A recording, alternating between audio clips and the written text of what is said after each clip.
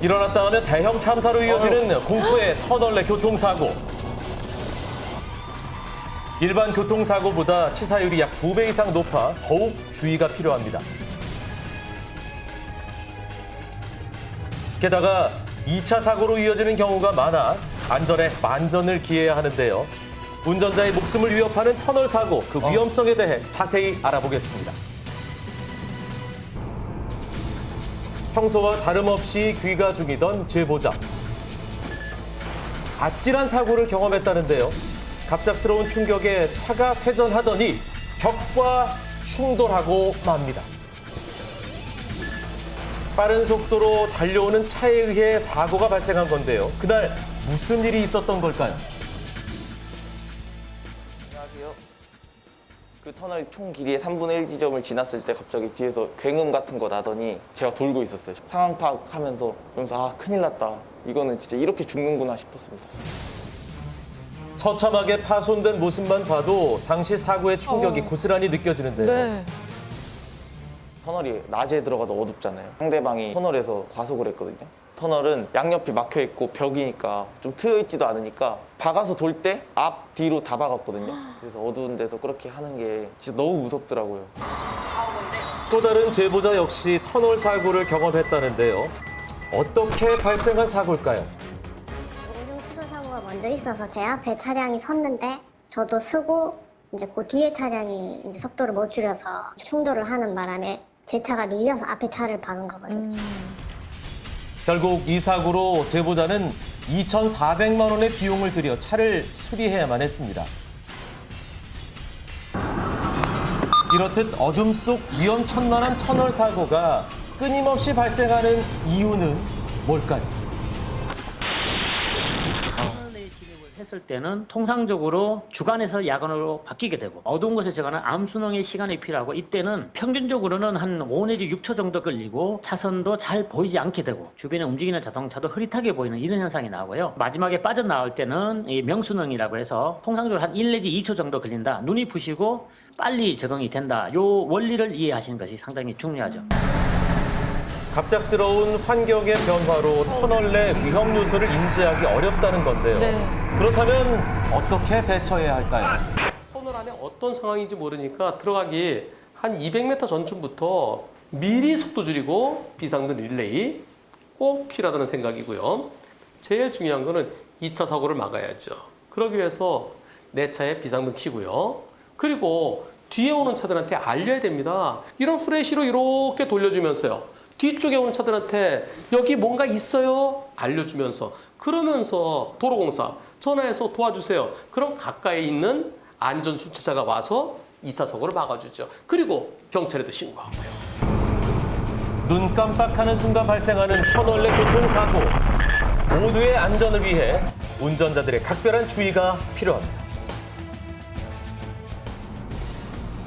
교차로에 진입하던 제보자, 신호에 따라 직진하는데요. 그때 신호 위반하는 상대차를 발견, 멈추자마자 오토바이와 충돌했습니다. 어떻게 된 일이죠? 1차선으로 주행하고 있었는데 신호위반 차량이 교차로에 진입하고 서버린 거예요. 저도 이제 당황스러워서 급브레이크를 밟고 크락션 울려도 그대로 진행하면 박을 것 같더라고요. 그래서 핸들을 살짝 꺾었는데 우측 차선에서 바로 따라오던 오토바이가 제 옆을 충돌하면서 사고가 난 거죠. 상대차를 피하기 위해 핸들을 꺾으면서 뒤따라오던 오토바이와 충돌한 건데요. 쭉 가다가 신호위반에 들어오죠. 이 차를 피하느라고 오토바이랑 붙였는데요. 이때 보험사는 나랑은 안 부딪혔다. 비접촉이다. 비접촉이니까 60대 40이다. 이렇게 주장하는 경우가 대부분입니다. 보험 처리는 제대로 되고 있습니까? 그 신호위반 차량 운전자가 처음에 그냥 가려고 하던 거를 제가 내려가지고 손짓을 했더니 내려서 미안하다고 하셔가지고 제가 전화하고 있는 사이에 상대 운전자가 차를 가지고 가버리더라고요. 아, 이 차가 도망갔다고요? 그럼 뺑소니인데요? 뺑소니잖아. 잡았나요? 야간이라 CCTV도 번호판 식별이 안 된다 그러고 동선 추적도 힘들고 해서 처음에 조금 애를 먹다가 사고 이후에 한 10일 이상 경과된 시점에 운전자 확인됐다고 연락을 받았습니다. 이 차랑 직접 부딪히진 않았지만 이 차 때문에 오토바이 운전자가 크게 다친 거 뻔히 보고서도 차를 옆으로 대는 척하면서 도망갔다. 이것은 명백한 뺑소니입니다. 뺑소니 부상사고일 때 1년 이상의 징역형 또는 벌금 500만 원에서 3천만 원인데요. 저 차가 나한테 달려드니까 피한 거 이건 잘못이 아니에요. 이런 걸 긴급피난이라고 합니다. 긴급피난일 때는 나한테 위법성이 없기 때문에 나에게 책임이 없는 겁니다. 이 차의 보험사가 모든 것을 100% 손해배상해줘야만 마땅하겠습니다. 교통법규를 지켜야만 안전한 도로를 만들 수 있다는 것 명심하세요. 평상시와 다를 바 없는 퇴근길이었다는 제보자. 그런데 차 한 대가 나타나더니 순식간에 충돌하고 말았습니다. 맞은편 차로에 차가 없는 것을 확인한 후 정상 주행하던 중 발생한 사고에 피할 겨를이 없었다는데요. 직접 만나 이야기 들어봤습니다. 이 화물차가 살짝 툭 튀어나오니까 브레이크 밟을 시간도 없었고 피할 길이 없었습니다.